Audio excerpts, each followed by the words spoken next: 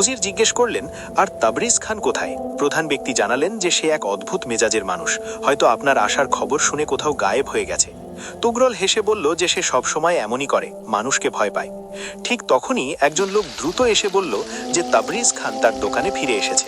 এটি শুনে উজিরের চোখে উজ্জ্বলতা এলো এবং তিনি বললেন, চলো আগে তার সাথেই দেখা করি, তারপর বিকেলে তুগরলের কাছে যাব। উজির যখন তাবরিজের দোকানে পৌঁছালেন, দেখলেন সে নীরবে নিজের কাজে মগ্ন। উজিরকে দেখে সে শুধু মাথা নিচু করে সালাম করলো এবং আবার কাজে লেগে গেল। উজির কিছুক্ষণ তার কাজ দেখলেন, কিন্তু তাবরিজ বিশেষ কোনো মনোযোগ দিল না। উজির জিজ্ঞেস করলেন, আপনি গতকাল কোথায় ছিলেন? তাবরিজ চোখ না তুলেই বলল, হুজুর, আমি জঙ্গলে গরিবদের মাংস বিলিয়ে দিতে গিয়েছিলাম, যেমনটা প্রতি মাসে যাই। এটি শুনে উজির অবাক হলেন, কারণ এই খবর কেউ জানত না। উজির জিজ্ঞেস করলেন, আপনি কি এই কথা কখনো কাউকে বলেছেন? তাবরিজ সরলভাবে বলল, না হুজুর, আল্লাহ দেখছেন সেটাই যথেষ্ট। আমি খ্যাতির জন্য নয়, আল্লাহর সন্তুষ্টির জন্য করি।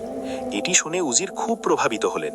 উজির তাবরিজের কাছ থেকে কিছু মাংস কিনলেন এবং অতিথিশালায় ফিরে এলেন। বিকেলে তিনি তুগরলের দোকানে পৌঁছালেন। সেখানে তুগরল অস্থিরভাবে অপেক্ষা করছিল এবং নিজের প্রশংসায় পঞ্চমুখ ছিল। উজির চুপচাপ শুনছিলেন।